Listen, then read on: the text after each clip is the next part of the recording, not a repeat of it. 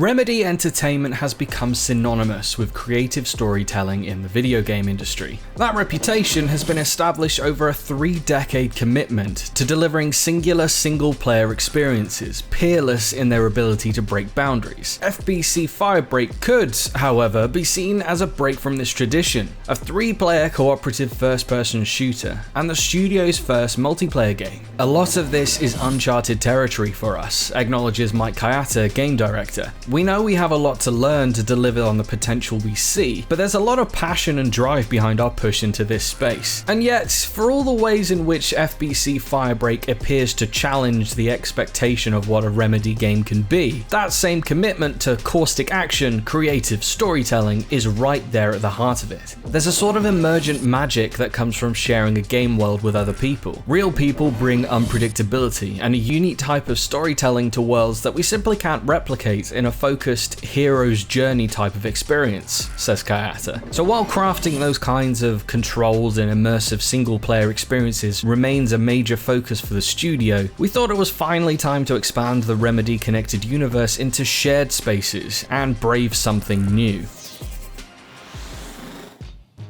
As a fearless first responder for the Federal Bureau of Control, it's your duty to delve into the depths of the oldest house, to tackle raging paranatural crises, restore order, and fight your way back to safety. The Hiss remain a powerful threat, years after Jesse Faden assumed command of the extra-dimensional headquarters in 2019's Control. Before deployment, you'll have a chance to select a weapon and customize your Firebreak Crisis Kit to ensure you have the correct tools, grenades, and support items required to thrive. If you're worried that FBC Firebreak sounds like it's sticking too close to conventional co-op shooter models, you should know that this is still a Remedy game. It's weird when it wants to be. Firebreak crews are cleared to carry paranatural augments, altered items which drastically impact your odds of survival. Then there's the decontamination showers, used to restore health and remove status effects. FBC Firebreak is a lot about crisis management and getting covered in stuff that you shouldn't be. Fire, radiation, sticky notes, so if you want it off, then wash it off. Don't want a cold shower?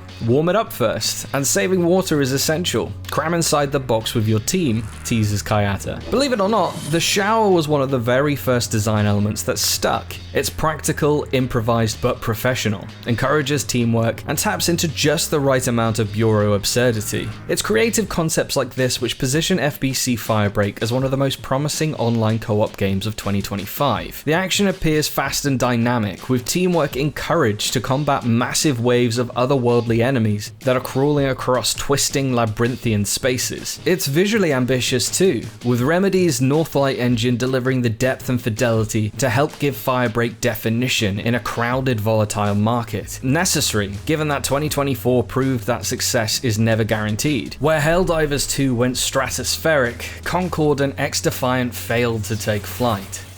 That's why Remedy is collapsing barriers around its mid-price shooter. There's commitment to cross-platform matchmaking and a simultaneous launch across the 2 first-party subscription services. This lowers the barrier of entry to try out the game, since millions of Game Pass and PlayStation Plus subscribers will have access. Of course, that's a bit scary. So many players will hopefully be there during the launch window, and we hope the game holds up, laughs Thomas Puha, communication director. It also means there's financial backing and marketing support for the game from both first parties, which is crucial, especially as Remedy is self-publishing this game across all platforms. FBC Firebreak being self-published ensures that Remedy is able to return to Steam, following back-to-back exclusive launches on the Epic Games Store, and with such a wide pool of potential players available as a result, the studio is keen to ensure that Firebreak is widely accessible. We're pretty conscious of keeping the minimum required PC spec reasonable, and not going so high with the requirements as we did with Control and Alan Wake 2, says Puha. We'll still have great graphics and visual effects, all that you'd expect from Remedy, but in a multiplayer experience like this, frame rate is king, as well as the responsiveness of the controls.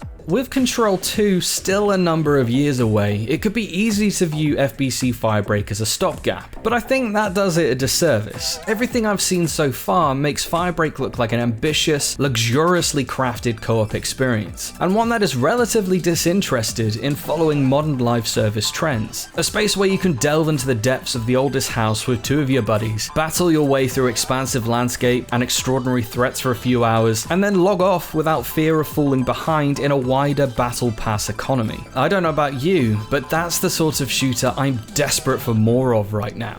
So, are you excited for FBC Firebreak? If so, what are you hoping for from it? Let us know in the comments, and stick with GamesRadar for the biggest 2025 releases.